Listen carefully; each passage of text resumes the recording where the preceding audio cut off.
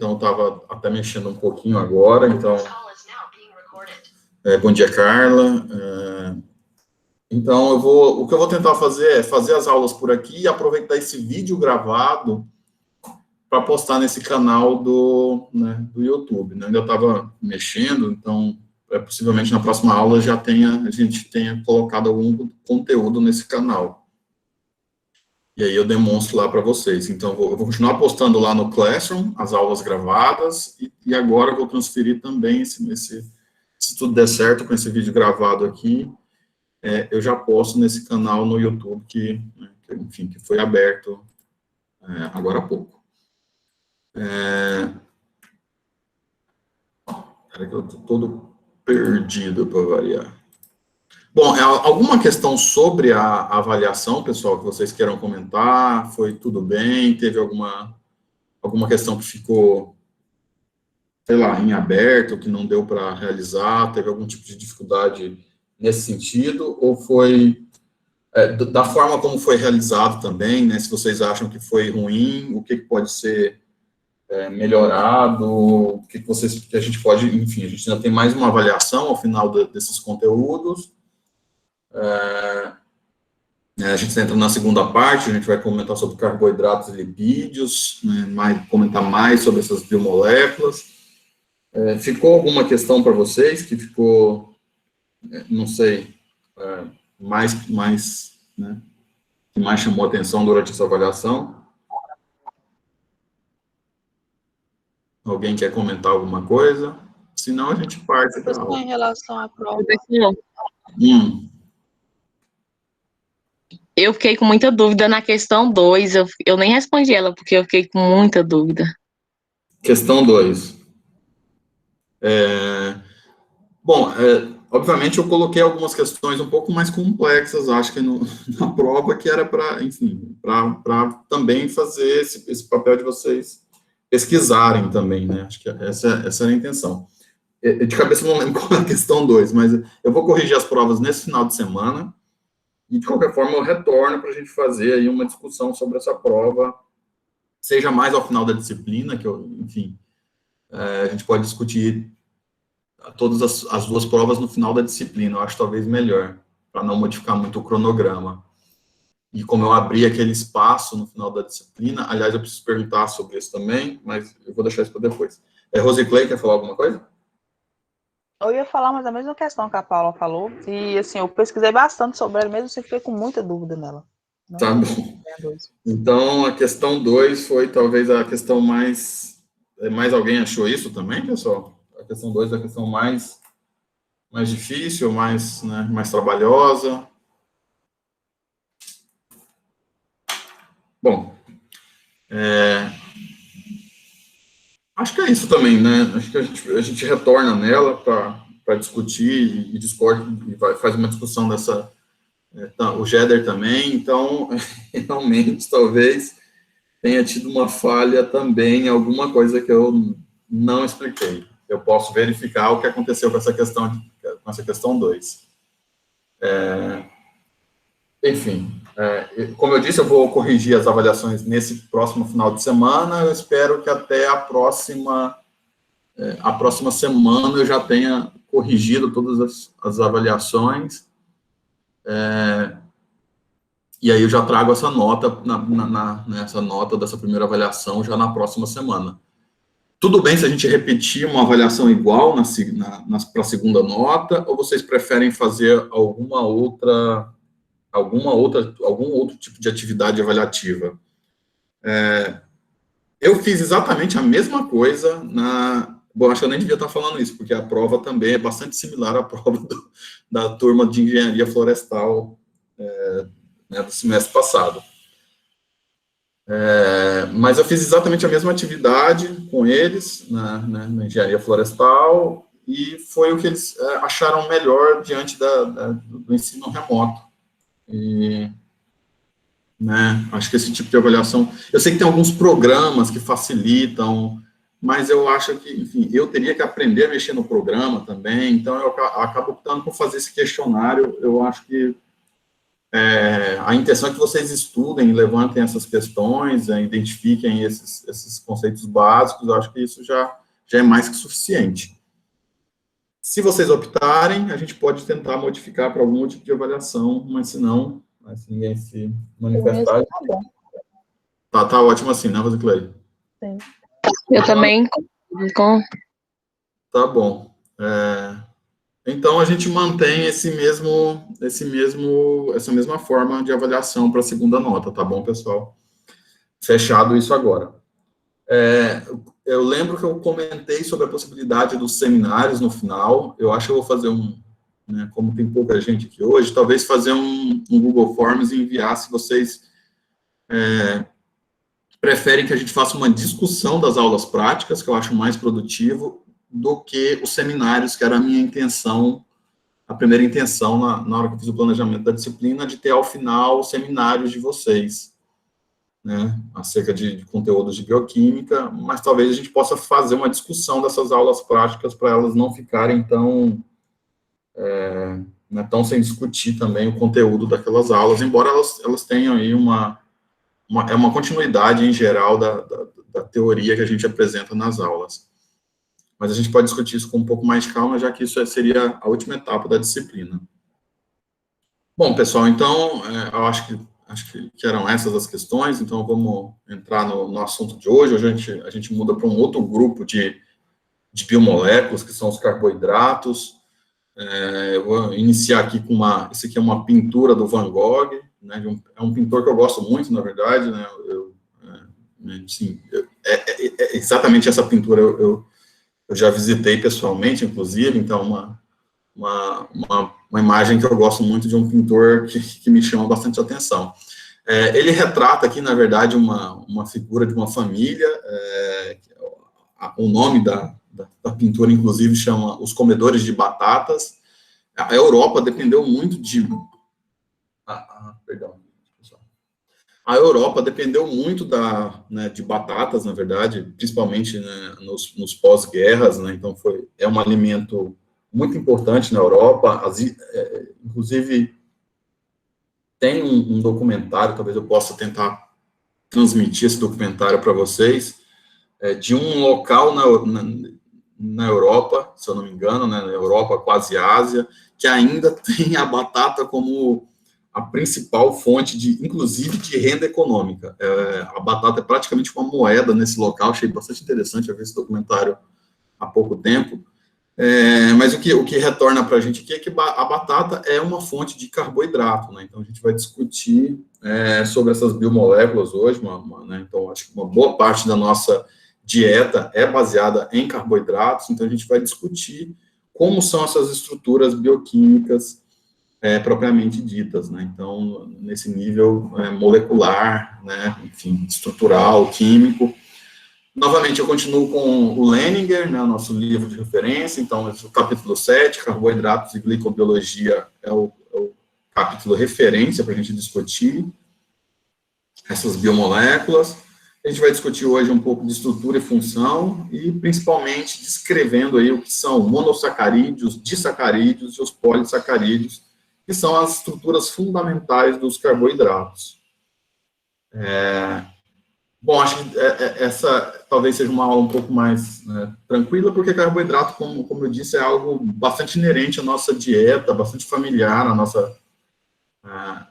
nossa vida, né? Então, acho que a gente tem contato aí com carboidrato desde sempre, né? Existem outros nomes gerais para descrever os carboidratos, como sacarídeos ou glicídios, né? Então, isso são nomes das mesmas biomoléculas, né? Então, embora cada livro ou conteúdo traga de uma forma diferente, mas isso está dizendo exatamente a mesma coisa, né?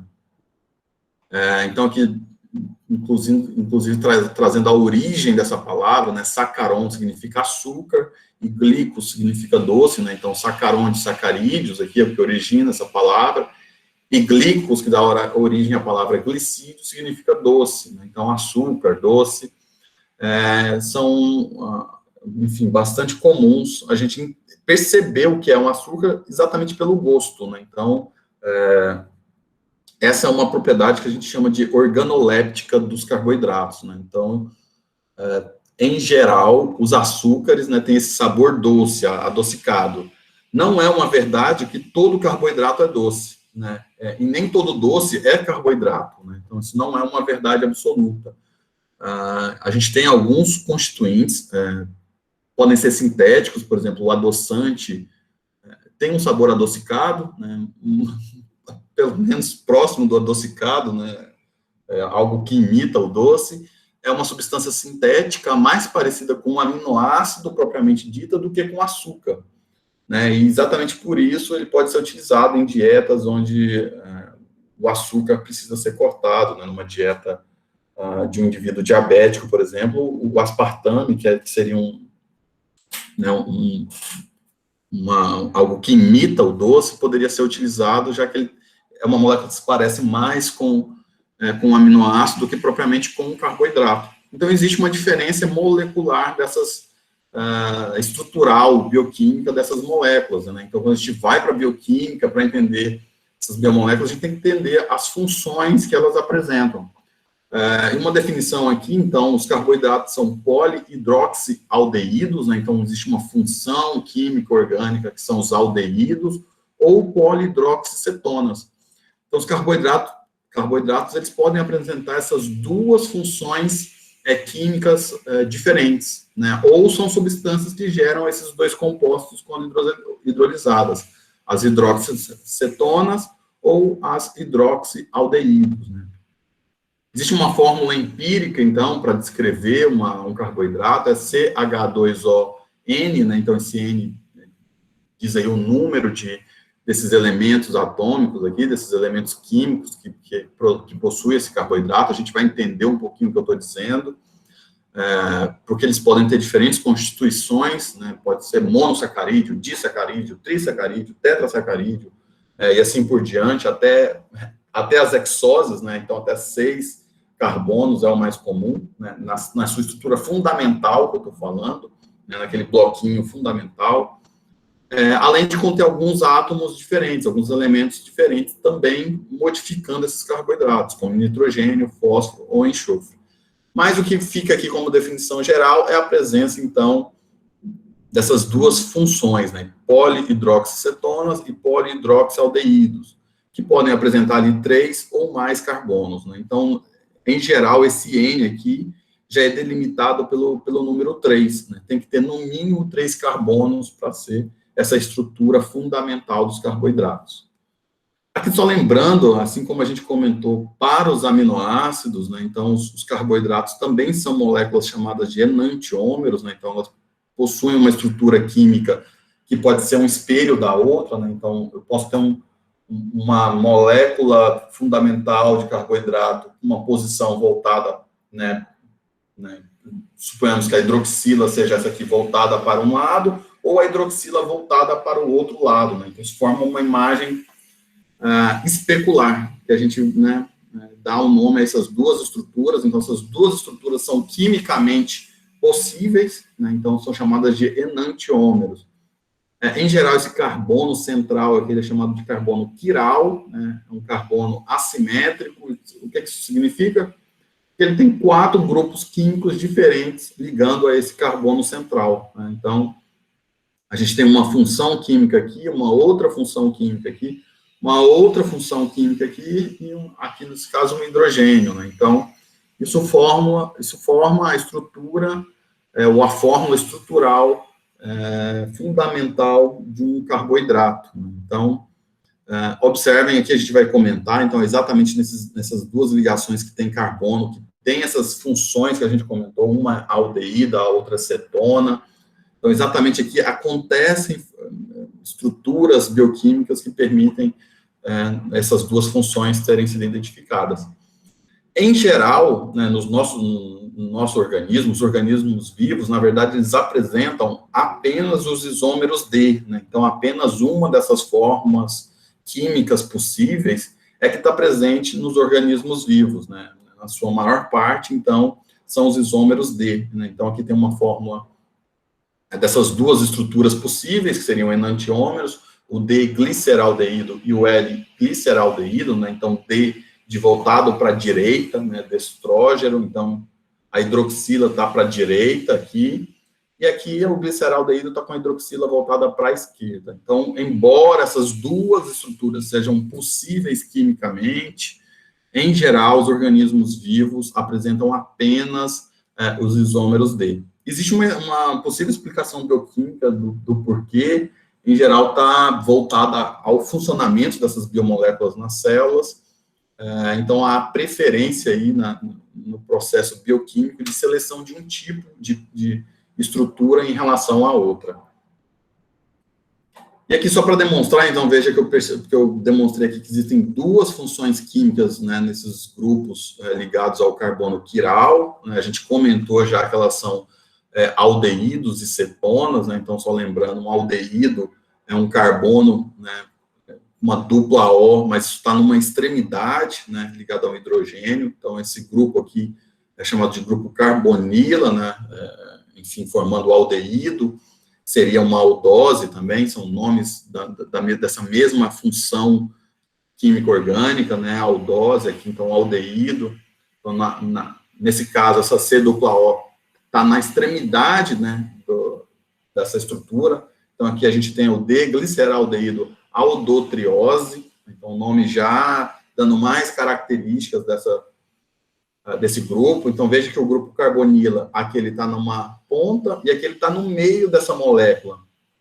E vejam que elas têm exatamente 1, 2, 3 carbonos, 1, 2, 3 carbonos. Aqui a C-dupla-O está no centro da estrutura, então aqui a gente tem uma outra função química orgânica, né? Então, essa função é chamada de cetona, quando ela está entre esses carbonos aqui, está essa C-dupla-O, ela não está na extremidade, né? Então, esse grupo carbonila, mudando de posição dentro dessa estrutura química, recebe nomes químicos diferentes.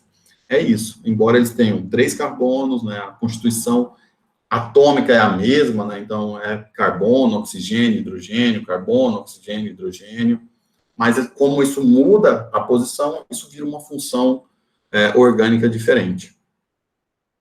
Quanto à classificação, então a gente tem, nesse sentido, essas moléculas fundamentais, a gente vai chamar de monossacarídeos, são bem conhecidos, né, os monossacarídeos, então eles contêm uma estrutura fundamental dessas que eu comentei, né, então é uma estrutura inteira dessa que eu estou comentando, né, como eu disse, isso pode ser formado por no mínimo 3 carbonos, mas a gente vai mostrar aqui que pode ter 4, 5 e até 6 carbonos. Os monossacarídeos, então, são formados por apenas uma dessas estruturas, e a gente tem aí a glicose, a frutose, a galactose como exemplos de monossacarídeos. A partir de né, quando tem mais de uma de estrutura, é chamado de oligossacarídeos, né? Existe um intervalo aí até cerca de 20 dessas repetições dessas moléculas. Em geral, os disacarídeos são os mais comuns, então são os que têm 2 dessas estruturas básicas, são chamadas de disacarídeos. E a gente conhece também bem a sacarose e a lactose, né? Então são carboidratos também. Quando a gente tem acima de 20 desses grupos, acima dessas 20 unidades fundamentais, a gente passa a ter os polissacarídeos, que são, por exemplo, o amido presente na batata, glicogênio, também é um amido de reserva bastante importante, né? A gente armazena essa molécula no fígado, e a celulose, que é um constituinte estrutural das plantas.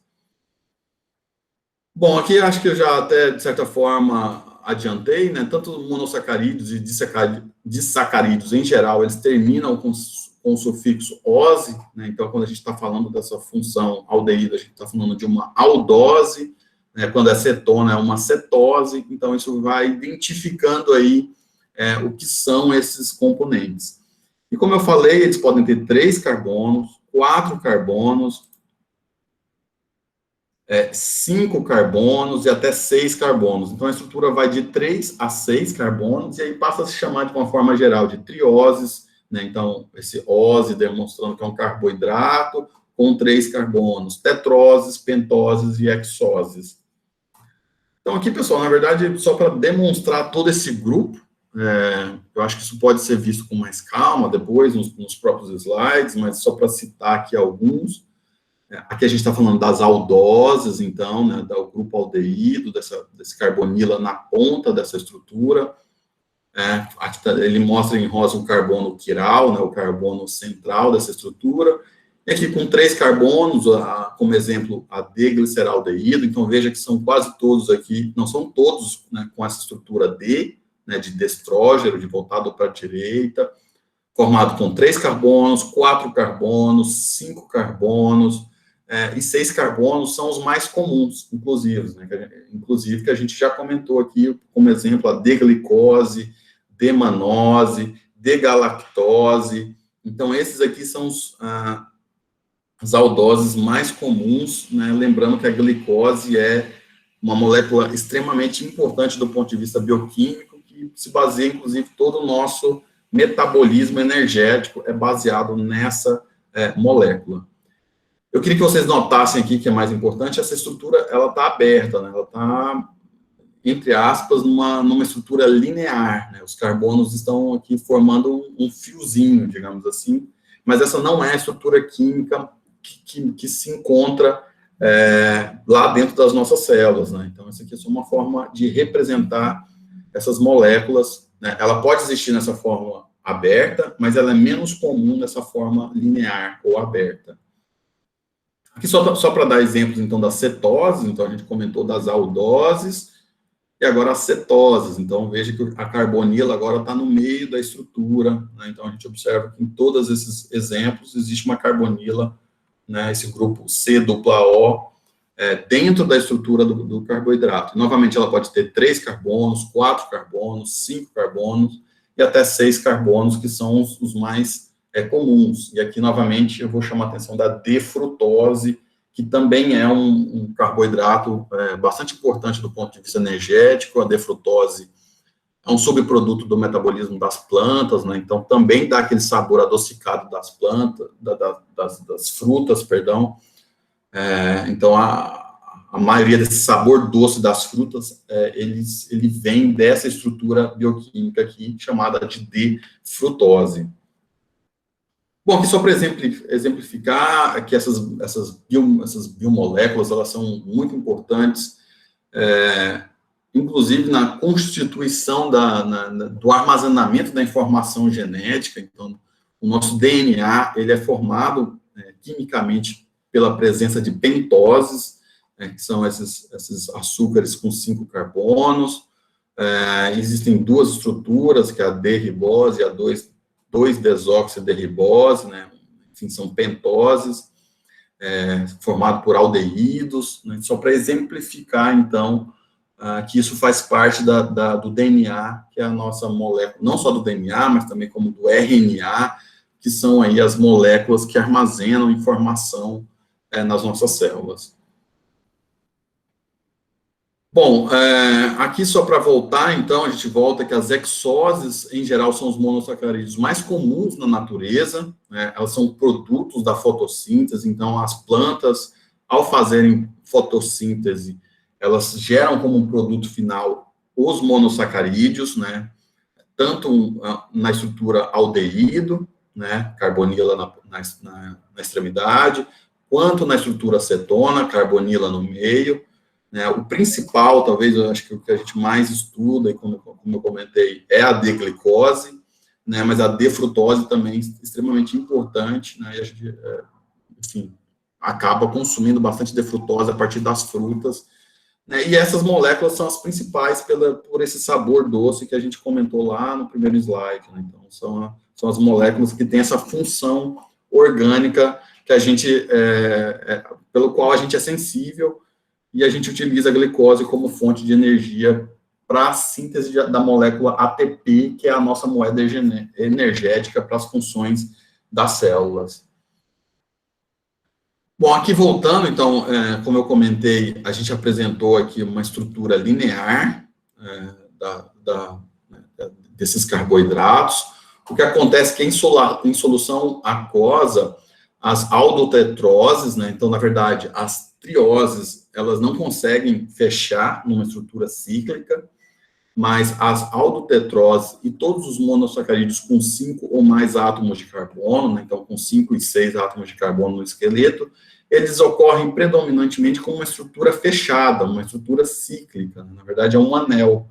Nossa estrutura aqui, ela se fecha, né, na verdade, o carbono 1, né, ele é ligado ao carbono 5, né, em geral o carbono 6 ele fica fora dessa estrutura, e uma ligação que envolve aí o átomo de oxigênio entre o carbono 1 e o carbono 5. Né? Então, carbono 1, 2, 3, 4, 5, 6, que seria essa fórmula linear, né, chamada de projeção de Fischer. Essa estrutura, ela pode acontecer bioquimicamente, mas ela é muito menos comum em relação a essa estrutura cíclica fechada, que aí passa a ter outro nome, né? Então, veja que a bioquímica gosta de nomear todas as estruturas, mas a gente entendendo, de uma forma geral, esses conceitos, né? Então, o carboidrato, ele é representado com uma forma linear, mas lá nas células ele é mais encontrado numa fórmula estrutural cíclica, né? Uma fórmula em forma de anel, e isso tem ali um nome que é chamado de alfa-D-glicopiranose. Então, esse é o nome dessa estrutura de glicose fechada. Aqui só mostrando como acontece, então, essa reação química que, de fato, fecha essa estrutura, né? Então, existe aí uma formação, um ataque, que é chamado de nucleofílico, mas enfim, esse oxigênio, ele é bastante reativo, né? Essa estrutura que está marcada aqui, sombreada em rosa, né? A estrutura da carbonila, com essa hidroxila do carbono 5, então essa hidroxila é bastante nucleofílica, ela ataca esse carbono para formar uma ligação estável e gerar uma estrutura termodinamicamente favorável, porque é uma estrutura mais estável. E além disso, a posição, então, que se dá, né, ao se fechar, né, então o hidrogênio pode estar para cima, a hidroxila para baixo, ou a hidroxila para cima e o hidrogênio para baixo. Então, isso também tem uma certa alteraçãozinha estrutural nesses componentes. Isso é chamado de mutarrotação, né? E aí, novamente, a bioquímica sai batizando todas essas estruturas, dando nome para tudo, para tentar facilitar o nosso entendimento, né? Então, quando o hidrogênio está para cima e a hidroxila está para baixo, é chamado de alfa-D-glicopiranose. Quando é o inverso, né, hidroxila para cima e hidrogênio para baixo, beta-D-glicopiranose. Então, essas são as estruturas, né, cíclicas fechadas da D-glicose, que acontecem lá, né, como produto final da fotossíntese nas plantas. Aqui Oi? Tem como você voltar lá para me ver a diferença? Eu não entendi a diferença delas, né? Aqui é a Rosiclei que está perguntando, né? Sim. Rosiclei, a única diferença aqui é a posição do átomo, né? A gente colocou ela num plano, olha, aqui tem o hidrogênio para cima, então na posição alfa o hidrogênio está para cima e a hidroxila está para baixo, tá vendo? OH para baixo. Agora eu consegui. E aqui na beta, na mutarrotação beta, que é chamada, a hidroxila está para cima e o hidrogênio está para baixo, né? Então mudou isso aí, a bioquímica coloca um outro nome. É uma forma de caracterizar, né, mas isso inclusive, né, algo bastante superficial, assim, na característica, né? Então, é só para a gente entender que ela pode existir nessas duas estruturas químicas tridimensionais, né? A gente vai dar mais um detalhamento ainda sobre essa estrutura química daqui a pouco. Enfim, isso são representações químicas, né? A gente vai apresentando essas representações num livro para ser algo didático para a gente compreender.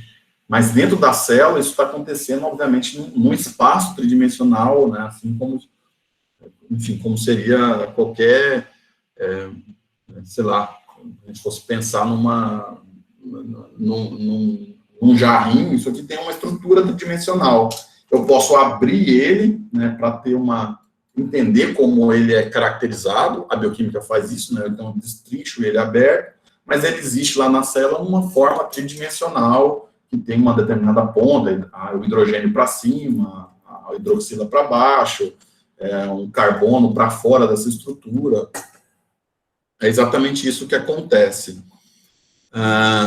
E aqui, só para mostrar, então, esses monossacarídeos nessas estruturas cíclicas, tem nomes também específicos, né? Então, ele pode acontecer tanto nessa forma chamada pirano, quanto nessa forma chamada furano, e aí depende, né, exatamente de como essa estrutura é formada. Vejam que aqui forma uma estrutura que parece um hexágono, né? Então, uma estrutura geométrica lá da matemática, e aí isso se chama pirano. E aqui é quase um pentágono, né? 1, 2, 3, 4, 5 lados, aqui 1, 2, 3, 4, 5, 6 lados, né? Então isso, né, novamente, a bioquímica sai batizando, essa estrutura é chamada de pirano, essa estrutura é chamada de furano. Então, a glicose, né, ela pode existir tanto nessa fórmula de pirano, chamada piranose, quanto nessa estrutura furano, né, furanose, dependendo da forma como essa estrutura é fechada. Perdão, pessoal. A glicose vai existir na forma glicopiranose e na beta-glicopiranose, é a mesma função. E a frutose existe na função furano, aqui, com 5 carbonos, porque ela suporta essa estrutura de pentágono, enquanto a glicose forma essa estrutura de pirano, né? Então, a glicose é nessa estrutura piranose e a frutose é nessa estrutura de furano, então, furanose. Mas, enfim, novamente, só para a gente caracterizar e entender essa estrutura bioquímica.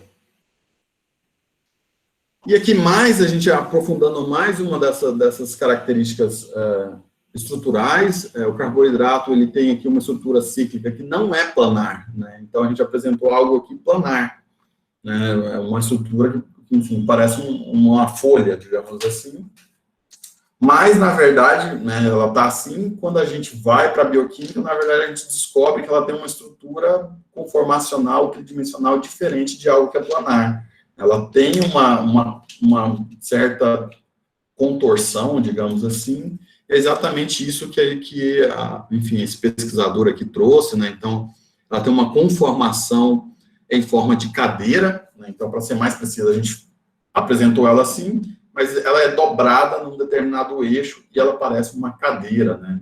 Se eu fizer assim, fica mais fácil. Então, ela tem uma certa dobra, né? E essa é a fórmula estrutural química que está dentro das células. E essa estrutura química é importante que ela tenha essa posição tridimensional, porque é isso aqui que é reconhecido lá pelas enzimas que a gente estudou, né? Então, a enzima vai reconhecer exatamente esse encaixe aqui que a gente conceituou nas aulas passadas sobre as enzimas. Então, elas apresentam uma fórmula estrutural não planar, né, que lembra aí uma cadeira, e isso aqui determina a função bioquímica dessa molécula. Bom, a gente discutiu bastante sobre a estrutura química dos monossacarídeos, então eu vou aqui apresentar um passo adiante, né, dentro desses carboidratos, que são as moléculas de disacarídeos. Os disacarídeos, eles são formados, então, a partir, né, então a gente falou da estrutura fundamental, né, os monossacarídeos, e a partir de agora a gente tem a repetição dessas moléculas para formar moléculas mais complexas, como no primeiro caso aqui, né, o primeiro passo, então, é que haja duas dessas estruturas, formando, então, aqui um disacarídeo. Então, quando essas duas unidades se ligam, né, quimicamente, a gente tem aí um disacarídeo. Existe aqui uma função química, mas só para citar, não precisa se preocupar, M-acetal e acetal, que é formada também por essas estruturas, mas é só um tipo de ligação química que permite que isso aconteça. O mais importante é entender que esses monossacarídeos, eles estão ligados covalentemente. Então, é uma ligação química forte entre essas duas unidades de monossacarídeos. Então, observe que aqui a gente tem uma alfa-D-glicose, uma beta-D-glicose. Então, pode existir uma formação química covalente entre essas duas estruturas. Assim como tinha na ligação peptídica entre os aminoácidos, aqui a gente chama de ligação glicosídica, né? Então, está envolvendo aqui moléculas de glicose. E aí a gente tem aqui o primeiro monossacarídeo que a gente está comentando aqui, é a maltose, né, formada por duas moléculas de glicose, então glicose mais glicose, então passa a ser chamado de resíduos de glicose, ligados quimicamente, né, uma ligação covalente, e isso é uma estrutura, então, né, disacarídeo, né, dois blocos, formando aí o que a gente chama de maltose. A maltose é o carboidrato que a gente tem na cerveja, né? Então, principalmente essas cervejas que utilizam principalmente o malte, então ela é bastante rica nesses carboidratos.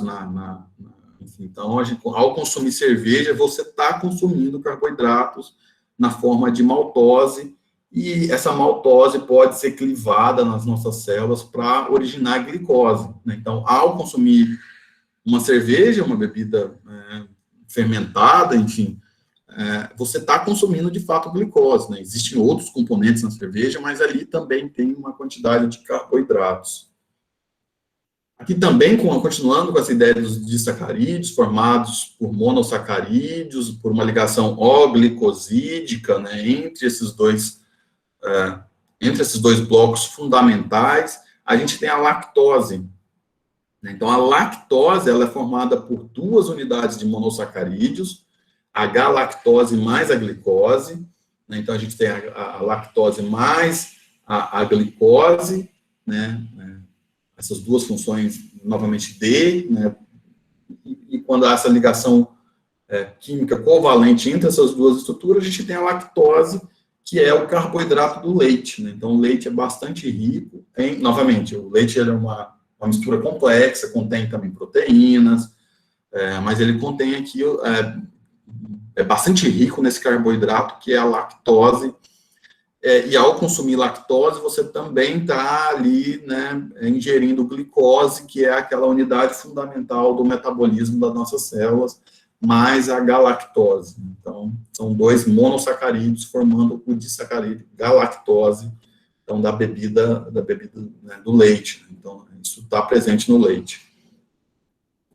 Aqui, só para comentar sobre esse disacarídeo um pouco mais, a lactose, ela é clivada por uma enzima, então, nas nossas células, a gente produz uma enzima, então, essa enzima reconhece a estrutura, né, ela tem uma forma tridimensional, a lactose, então, é reconhecida pela lactase, né, que o nome mais específico é beta-galactosidase, né, e é uma enzima que faz a hidrólise, a quebra, né, então ela é capaz de quebrar essa ligação glicosídica e liberar tanto a galactose quanto a glicose. Então, libera essas duas estruturas, né, e aí as nossas células utilizam, né, essas duas moléculas como fonte de energia.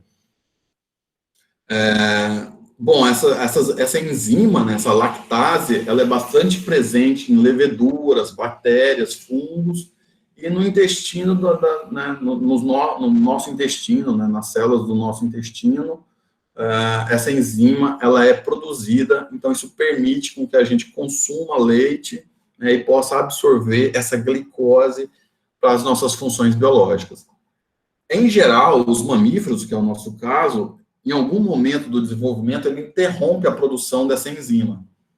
Eu, por exemplo, hoje já não tomo mais leite, né? A partir de uns anos, eu não me lembro exatamente quando, mas eu passei a ter um leve, esse grau de intolerância, ele pode ser bastante sério, né? Existem já indivíduos que nascem sem produzir essa enzima corretamente, então eles são bastante intolerantes à lactose. Então, sim. Essa intolerância pode vir com o tempo? Pode vir com o tempo. Isso que eu acabei interrompendo a própria explicação. Eu, por exemplo, tomei leite até os 15 anos, 16 anos, sem nenhum problema. A partir do seu próprio envelhecimento, existe aqui a sua célula desliga a produção dessa lactase. E aí, algumas bactérias que vivem no nosso intestino passam a utilizar essa lactose para o seu próprio crescimento. Então, isso acaba aumentando a proliferação de bactérias no nosso intestino, né? Isso causa essa intolerância, e as nossas células passam a ter dificuldade de trabalhar com essa molécula, né? Então, ela já não tem mais enzima para lidar com essa molécula, então ela é um disacarídeo que não é metabolizado pelas nossas células, ela não está convertendo mais em galactose e glicose. Na verdade, você tem aí uma intoxicação, digamos assim. A palavra mais correta é intolerância à lactose. Isso acontece com o tempo. Hoje em dia, eu evito, por exemplo, bebidas lácteas e derivados de leite, porque não me sinto bem, né? Eu não tenho uma absorção tão bem. Alguns indivíduos se mantém, algumas populações, existe uma característica populacional, alguns indivíduos que são chamados de caucasianos, por exemplo, isso é, inclusive, uma questão social bastante chata aí. Algumas populações utilizam essa forma como uma forma, inclusive, um indivíduo adulto tomar leite, inclusive, tipo assim, olha, eu produzo a lactase e você não. Então, tem uma questão social bastante importante nisso também. Essa que fala que os negros, aparentemente, não têm ela, os brancos. A população africana parece perder rapidamente a lactase em relação à população caucasiana, que seria essa população branca. Então, mas isso não é uma verdade absoluta, tá? Existem indivíduos caucasianos que também perdem a função dessa enzima, né, e passam a ter intolerância também. Isso acontece, né? Quando a gente olha indivíduos dentro da população, isso também acontece. Hoje em dia, existe a lactase, a enzima, você pode comprar essa enzima, então, se a pessoa tem uma intolerância muito forte, ela pode ir numa farmácia, né, e comprar essa enzima, a lactase, que vem de outros organismos, né, essas leveduras, essas bactérias que conseguem clivar, esses fungos. Você compra as enzimas, você toma essa enzima, então, olha, esse final de semana eu vou tomar sorvete, vou tomar milkshake, vou comer uma canjica, enfim. E para eu não sentir esse desconforto, esse mal-estar, eu tomo essa enzima. Isso melhora bastante a resposta do seu corpo à presença dessa molécula que é intolerante a partir de um determinado tempo. Então, isso vem aí exatamente né, essa intolerância vem do não funcionamento dessa enzima que quebra essa molécula nas moléculas fundamentais que o nosso corpo poderia utilizar, né, que seria a galactose e a glicose. Deu para entender, Rosiclei? Sim, consegui entender. Existe aqui também, acho que dentre dos disacarídeos, o mais comum, na verdade, é a própria sacarose, né? Então, a sacarose é um disacarídeo, é o açúcar de mesa, então, o açúcar cristal, né, advindo ali principalmente da cana-de-açúcar. Eu sei que tem o açúcar da beterraba também, mas a principal fonte é a cana-de-açúcar. É formado, então, por 2 monossacarídeos, novamente a glicose como um dos seus constituintes, e a outra a frutose. Então, a frutose, como eu disse, é um produto da fotossíntese, então as plantas produzem essa molécula de carboidrato, a frutose, né? Na verdade, a sacarose propriamente dita, então, esse é o constituinte básico aí das mesas, né? Aquele açúcar na verdade, uma sacarose formada por D-glicose e D-frutose, né? Isso então, clivado pelas nossas células, por algumas enzimas, e aí libera a glicose e a frutose para serem utilizadas pelas nossas células como fonte de energia. A sacarose, ela tem uma função específica nas plantas, na verdade, ela é um açúcar não redutor, né? Na verdade, existe uma posição específica dessa ligação, né? Eu acabei não comentando, mas essa ligação pode acontecer em um determinado carbono dessa estrutura, monossacarídeo com outro carbono, né? Então, essas cadeiras, elas podem estar exatamente na mesma posição durante esse processo de ligação, digamos assim. Ficou ruim aqui, mas digamos que elas estão na mesma posição, ou elas podem estar em posição invertida, uma em relação à outra. No caso da sacarose, elas estão fechadas, né? Isso cria o que é chamado de extremidade não redutora. Então, essa é uma molécula bastante resistente à oxidação das nossas células, né? Então, ela é uma molécula, vou falar de uma outra forma, uma molécula bastante estável.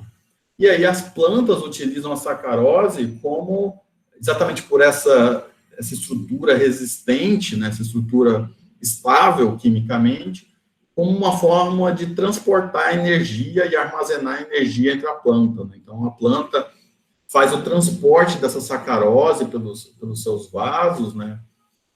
Isso é que permite com que uma folha utilize essa estrutura como uma...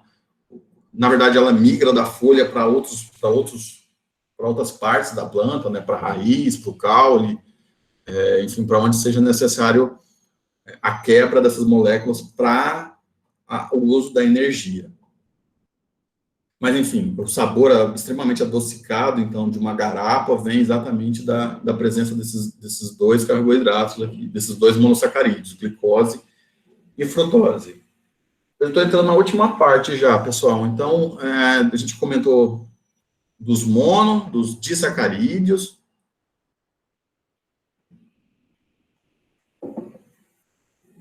E aqui a gente finaliza falando dos polissacarídeos. Então, poli significa muitos, né? Muitos sacarídeos, muitas moléculas de açúcar. Então, a gente falou de pelo menos duas estruturas unidas, mas, enfim, nas células podem existir várias unidades repetidas, né? Então, várias ligações glicosídeas entre esses blocos fundamentais de monossacarídeos, em cada um desses um monossacarídeo, isso forma uma estrutura complexa, que é um polissacarídeo. Esse polissacarídeo ele pode ter uma organização também bastante complexa, né, um nível maior de organização. Ele pode ser um homopolissacarídeo, se ele é formado, por exemplo, por todas as unidades são glicose. Então, aqui a gente tem homopolissacarídeos.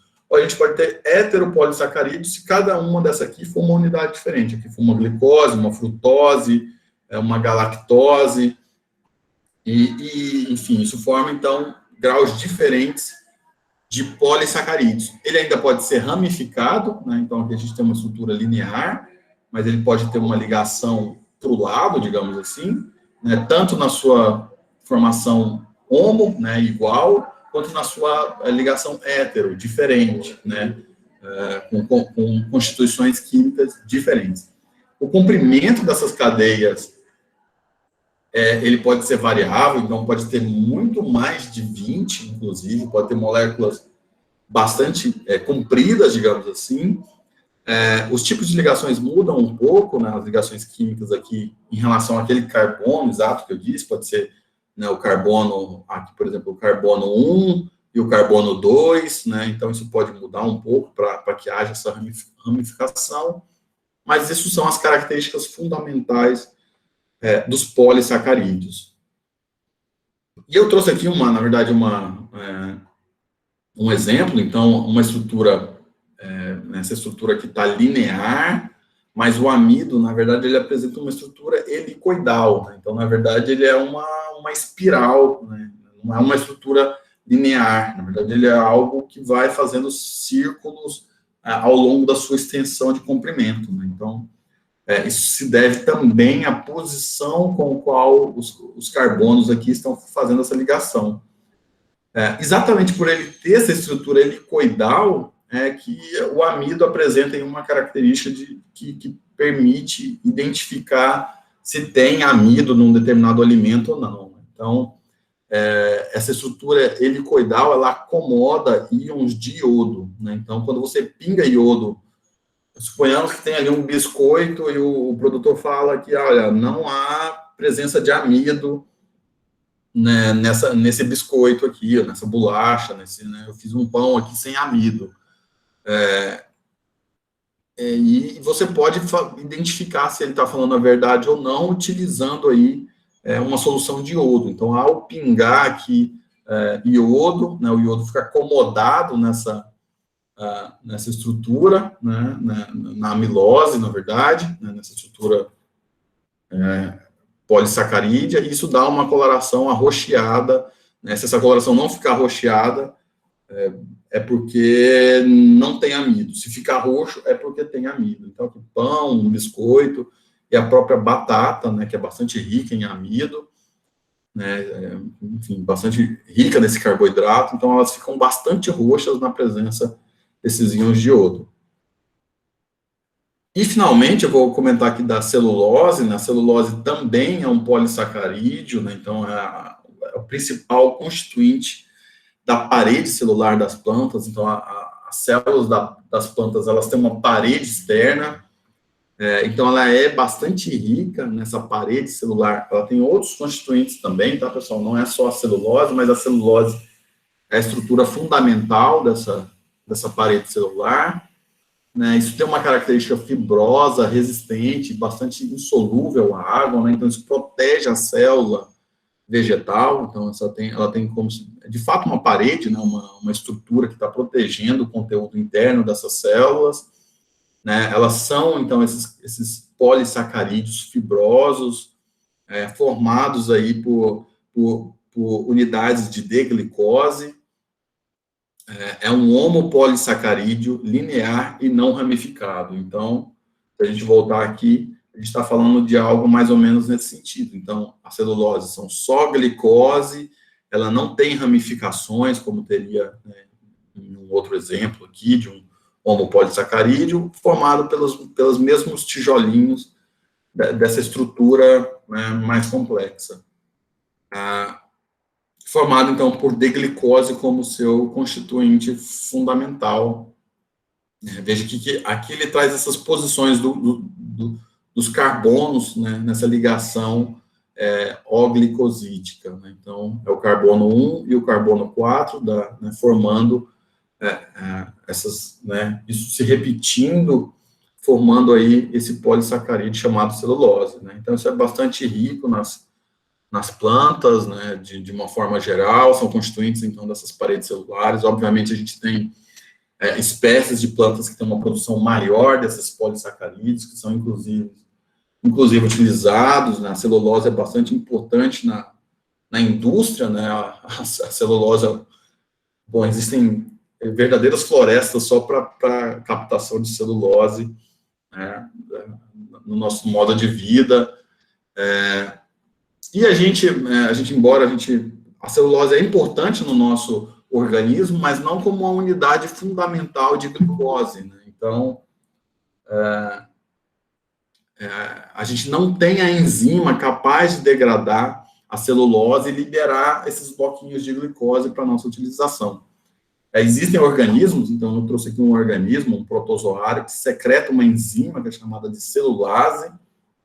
Então, essa celulase, então, reconhece essas ligações da celulose aqui, beta 1,4, e quebra, né? Então, ela sai quebrando esse polissacarídeo em unidades menores, e aí esse organismo, né, consegue utilizar a glicose advinda desse polissacarídeo, dessa biomolécula maior, para sua fonte de energia, né?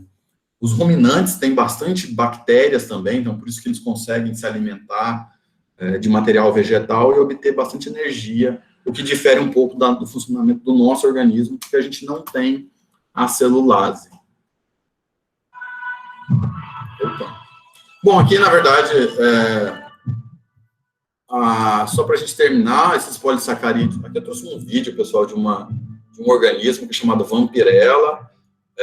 Na verdade, eu trouxe só para demonstrar, aqui existe uma parede celular de uma alga, a gente observa que essa Vampirella, ela consegue clivar essa parede celular e consumir o conteúdo dessa alga, né? Então, ela possivelmente tem uma grande quantidade dessas enzimas, das celulases, ela vai lá, excreta essa celulase, cliva essa parede celular e consegue consumir o conteúdo, né? Um organismo que se alimenta do conteúdo, nesse caso das algas, né? Então, enfim, essas paredes celulares são bastante ricas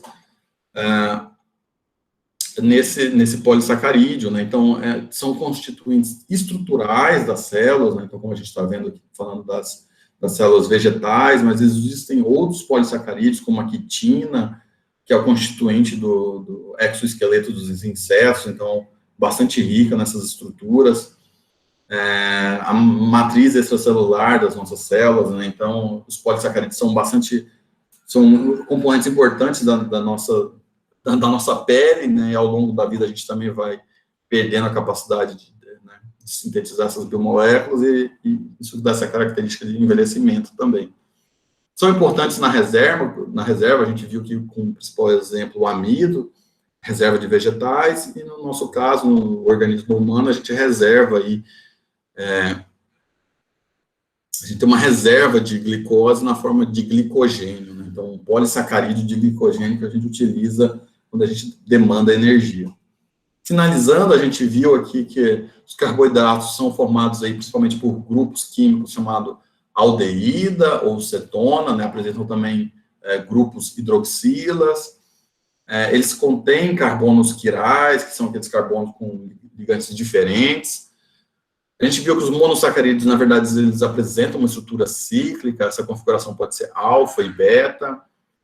Oligosacarídeos são polímeros curtos, né, formados por ligação glicosídica, e os polissacarídeos que a gente viu agora para o final, eles servem para o armazenamento de combustível e também como componentes estruturais. A gente exemplificou aí principalmente o amido e a celulose.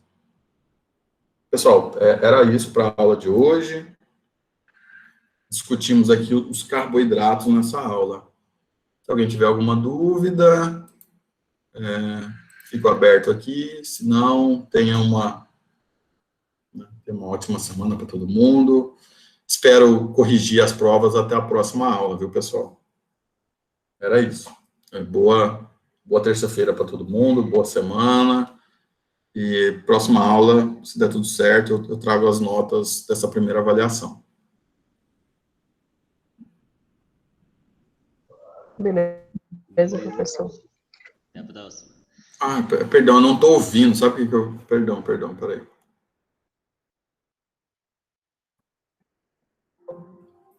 Pode repetir, Rosiclei? Eu estava sem som. Não, eu tinha dito que está tudo bem, tudo certo.